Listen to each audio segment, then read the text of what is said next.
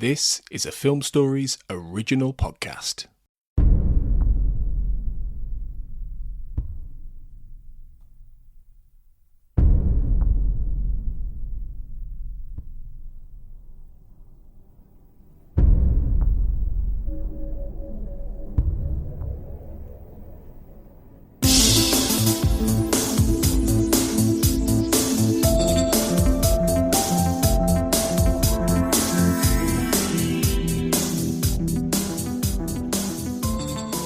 Welcome everyone to the X-Cast. The truth is in here. I'm your host, Tony Black, and welcome back to I Want to Believe Minute, where we unpick the second X-Files movie 1 minute at a time. Today, helping me to explore minute 97, running from approximately 96 minutes as Mulder and Scully embrace to 96 minutes 59 seconds as Mulder and Scully sit in a tree, Kissing, our fellow X-Cast hosts Carl Sweeney, Sarah Blair, and Kurt North. All right, so we are outside the house now, aren't we? Here of Mulder's home out in the middle of nowhere. Carter talks in the commentary about how it was almost spring in Vancouver when they were filming this, so hence why it's a bit less snowy and there's a little bit more sun, and you know I think that's partly intentional visually in order. He describes it as representing the thaw and reheating of their relationship. Throughout, if only you could all see Sarah's face right now. It's a picture, but no, I mean I think that's an interesting visual, compliment, isn't it, to how their relationship has, grown closer. They start this minute embracing, they finish this minute in a smooch. They are more together now romantically than maybe we've ever seen them. In some ways, actually on screen, or very rarely seen them on screen, I would say. Yeah. Indeed. This is one of my favorite scenes in the whole movie. I love it. It is. I think it's a beautifully observed scene, absolutely. I like that reading of it about the landscape, that, it's visually evident, isn't it, that the snow is greatly reduced, and I like the idea of reading that in terms of greater warmth and renewal, like you were saying. I think the music in this bit of the movie is beautiful. I mean, we're probably going to talk about the kiss and all that. Like, would I have been fine if this scene had been the same, but it had ended with that kiss? I personally would have been fine with that, but I think a lot of people obviously like that aspect of it very, very much.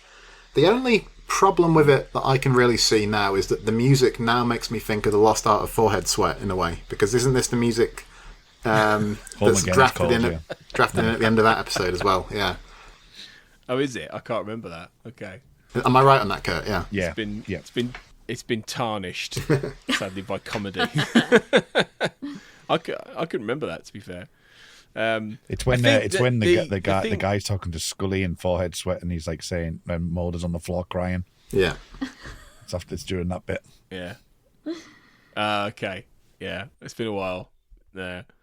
But I think that it is really like Frank Spotnitz apparently says in the commentary how much he loves this scene and the music cue here particularly, and I get it. I absolutely agree. I think it's really lovely, and it feels to me like a more, we mentioned earlier, didn't we? One of you mentioned about, might be you, Kurt, mentioned about how this is similar to the scene in Fight the Future. With the, reading the newspaper and, in that park. And in that, it's where, Scully says, if we give up now, they win. And they walk off resolved together. But that's before they become romantically involved properly.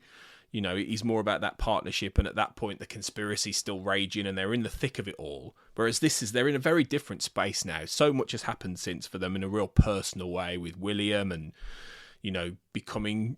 in his abduction and all Mulder's abduction and all these things that have happened, it feels like a much more personal, romantic version of that scene, really. This whole moment, in a way that you never would have been able to do in Fight the Future, because they were in such a different space. And I think it's completely, even if you're not a shipper, I think, and I'm as I've talked about before, I'm fairly agnostic. I like it. But I think the X-Files would work perfectly well without it. But I'm fine with it. I think it really is earned by this point, to be fair, a moment like this. What do you guys think? What stood out to me a lot is, like, the blocking. I just love that Mulder is, facing Scully, but she's half turned, kind of. It makes me think she's still indecisive about what she wants from Mulder and what she wants for herself, and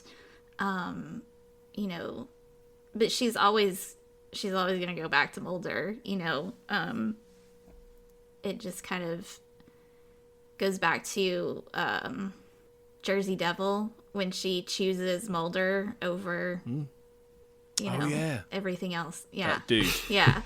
And there's so many scenes where Mulder's like, well, you could do your own thing. You don't have to be my partner. You don't have to do this. And he gives her the choice, or she takes that choice and chooses him so many times over and over again throughout the whole series. And, she's finally come to this point where she's choosing herself, and it's a big moment, and it's one of the reasons I like this. I mean, I love the shipper stuff. I do, but it's a big moment for Scully, I think. And having criticised some of the writing on an earlier minute, and saying it had a bit of a provisional quality, I will say, however, that I really like the way Mulder frames it here when he says, I think maybe the darkness finds you and me, but let it try. I just think that's a nice way to encapsulate part of their dynamic, that they're kind of lined up against all these other forces, but let it try, there's a sense of it that it's going to find, it's going to come back, but they're going to face it together, which I like. Yeah. But they're united. Yeah. And that's kind of the thing I wanted to discuss on that moment as well, is that's very Millennium. The pilot of Millennium is about a husband and wife that are moving to the Yellow House, and they know that darkness will creep in, but the whole point of the Yellow House is to protect them, like a refuge, from that darkness. So I like the kind of idea that he keeps coming back to that, and I think the as I say, the shipping forecast for me at this point is probably at its highest. This just feels right. It just feels right, and I would echo what Carl said about the wording and the way it's portrayed.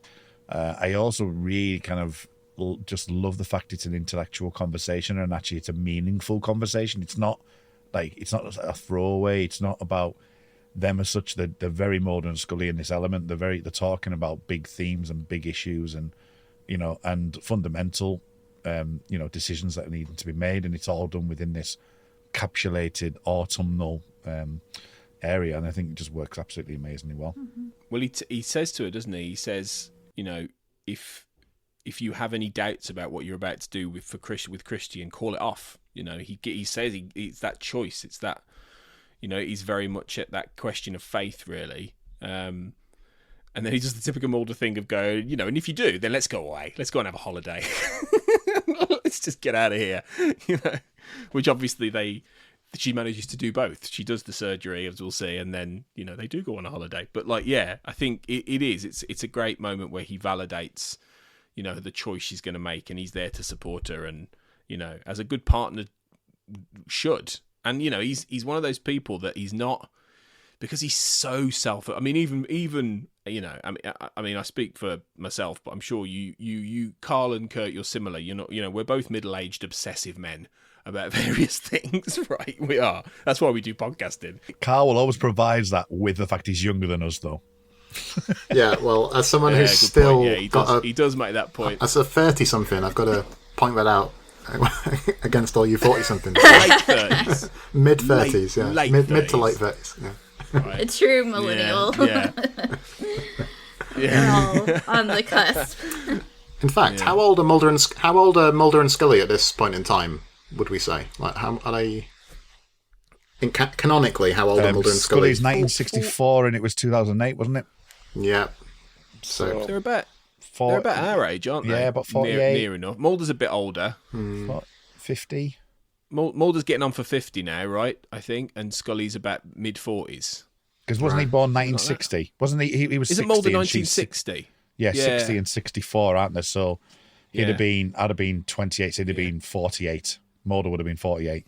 Scully 44, is it? Yeah. Yeah. Yeah, because if we were to see Mulder like within the next year, he's now pensionable age. You know, he's now about 65. He will be 65 next year. I really want to see old man pension Mulder. I really do. I hope so one day. It'd be great. You see old man pension Mulder in one of the best episodes of X-Files ever with Diana Foley in handcuffs. I thought you were going to say Dodd Calm when they age on that. I thought he was going to say Dodd Calm. Well, he's not aged there. He's just not got the salt content. That's right. But in a Morph he's old. That's true. That's true. Anything to get Diana Foley back into the podcast. It all comes back to a Morph. Have you noticed? Everything was back to a Morph and Diana Foley. Yeah. And handcuffs, even. Hey. But yeah, that's the bit we don't see. That's the bit between like the end of this and when they're on that boat. That's the bit we don't see. But like Frank and Chris Carter both suggest the kiss at the end of this is something that fans have been waiting for 15 to 16 years. This final, and they make the point about how, they've kissed before. We've seen it in Triangle. We saw that one in Triangle. We've seen it in Existence. We've seen them kiss, obviously, in The Truth. But this, Sarah, what do you think as the biggest shipper amongst us all? I would say is when you watch this, even in a film that isn't really like revisited a lot, I think that's something that I've picked up both listening to these minutes and recording them. It's not a film that people go back to in X-Files that people go back to all the time. But as somebody who loves this, did you feel that when you first watched it? Did you feel like you'd been waiting for this moment? I mean, I was watching the minutes for this episode, and I thought exactly that. Like, this is just it. This is what we've been waiting for. Like, this is everything. And it's really funny because, Carl's like shaking his head no. Kurt's like just wishing he could fall into the floor of the world, which is, so, I appreciate that you guys put up with my shipperness. May vary. Yeah. It's not about putting up with you being a shipper, but I think it's like, I definitely don't think all fans had been waiting 16 years for this, and all the shipper fans. Yeah. Which is fair. But I mean, it's just a nice way to finally get Mulder and Scully when it's almost like a reconciliation. We were wondering if they were going to split up, if, things were thrown into question. And, this is them coming back together and being who they are as partners and friends and, lovers. But, yeah, I think it's a really nice moment for them, and I'm glad they got to have it. Whether it's, shipper or not, it's a nice moment that they get to have after going through so much in their lives together. And they finally get to have a little bit of peace and happiness.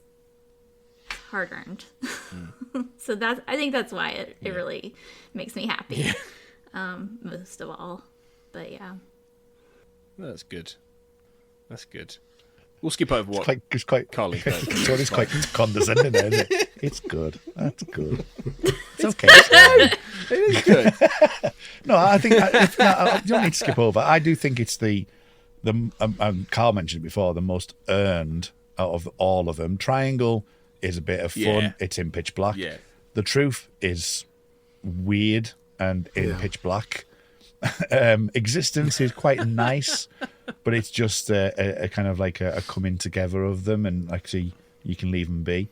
And this almost offers a bit of insight to where they've been, and feels like that this has happened, over the course of the last, say, 10, 15 years or whatever, and it just feels more earned, whereas all the other ones, there's no real reason, what I mean? So, but yeah, that's the way I feel about it. And it works with like the crescendo of the music and the fact that it's after a very meaningful conversation. And all I was saying earlier was like, I the way Kurt put it about how it's a very intellectual conversation, like I feel like it could have been a very strong scene even without the kiss, but I think the kiss works. Yeah, I would just all I was saying was like when they say that fans had been waiting 16 years for this, I can honestly say that sitting down in 2008 to watch this film, I wasn't even thinking about whether Mulder and Scully would kiss, and it wasn't on my checklist for the second movie necessarily. So I have no problem with it being great for shippers and all of that. All I was saying is I think there are different types of fans, and we're a broad church. We are a broad church, and I think the scene on its own terms works extremely well, though. I really do like it a lot. Well, yeah, on that romantic moment then, let's wrap this minute up, and we're racing towards the very, very final minute and a half of the film. So we'll be back to talk minute 98 very shortly as we get towards Scully's moment of catharsis. So don't go away, and we'll see you very soon. But remember, until then, trust no one.